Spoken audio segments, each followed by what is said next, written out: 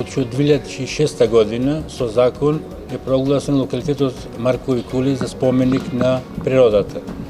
Во рамките на овој закон, субјект кој управува со споменикот на природата Маркови кули е назначен Институтот за старословенска култура.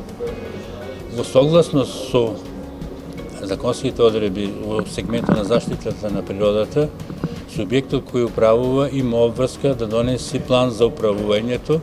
Од насловот е јасно дека станува збор во сегментот на активно управување со еден заштитено подрачје. Подразбира заштита на автентичните форми, нивна промоција, нивна ставање во функција. Значи сите овие сегменти во најопшти црти ги регулира планот за управување како законска рамка.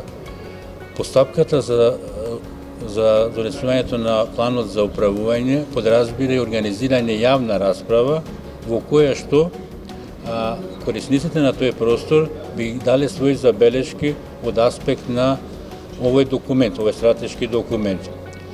Во таа смисла, ние денес заедно со Министерството за животна средина и просторно планирање како надлежно за овој сегмент на природни вредности и организираме оваа јавна расправа и ќе дадеме можност во наредните 10 дена сите корисници на овој простор или сите воопшто заинтересирани поединци или институции да дадат своји аргументирани забелешки кои би биле вградени во нацрт верзијата на планот за управување и така доставен планот за управување би бил доставен до Министерството за животна средина и просторно планирање и кој би ги оценило свој аспект како министерство и со таква дадената согласност завршната фаза на планот за управување е негово усвојување на научниот совет на јавната научна установа Институт за старословенска култура од Прилеп како субјект кој правува со овој простор.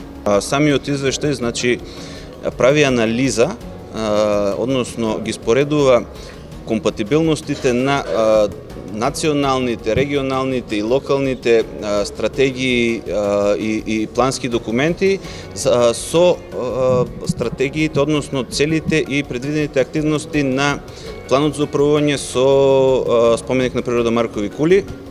Исто така анализирани се и влијанијата кои што би се јавиле врз животната средина со имплементацијата на содржините од планот за управување.